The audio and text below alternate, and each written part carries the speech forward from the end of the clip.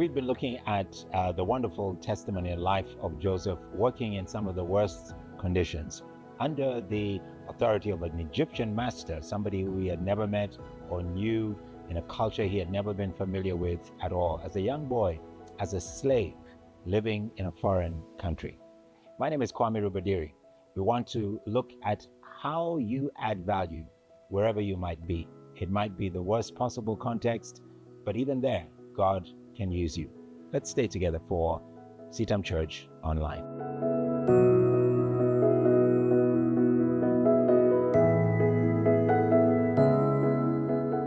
Joseph was in perhaps what we would consider to be the worst work condition that you could ever discover. He was a slave, didn't have a salary, he had no rights, he had no real protection in terms of workers' rights. And so he was the property of a man who was not related to him, perhaps didn't even really care whether he lived or died. And yet, the Bible says that God was with Joseph, and he prospered and got the attention of this foreigner, this master who was working for the king of Egypt at that time. But the Bible goes on to say more, not just about what Joseph did and how he did it, and how effective he was, and how his master trusted him with so much. There's something interesting that we see in verses 5 and 6, but we'll just look at verse 5 for today in Genesis chapter 39. The Bible says that from the time he put him in charge of his household, from the time Potiphar put Joseph in charge of his household, and all that he owned, the Lord blessed the household of the Egyptian because of Joseph. And the blessing of the Lord was on everything Potiphar had, the Egyptian had, both in the house and in the field. In other words, there was so much value added from the way in which God used Joseph and how Joseph worked in the home of the Egyptian, that the blessing of God was not just on Joseph, it was on everything that was in the house, everything that was in the field, everything that was owned by this master.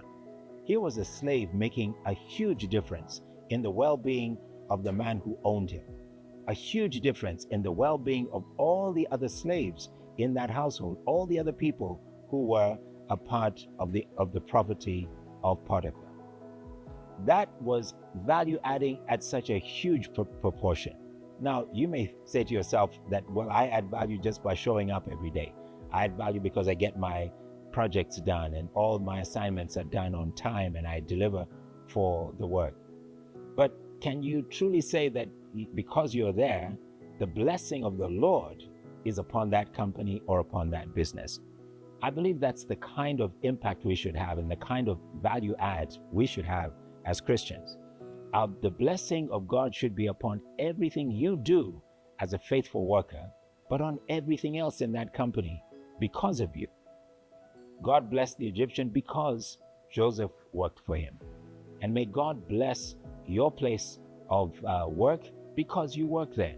May you become so valuable, so much in need, that no one ever thinks of ever firing you or trying to oppose you or undermine you because of the great value and benefit and blessing that you bring to bear in that place.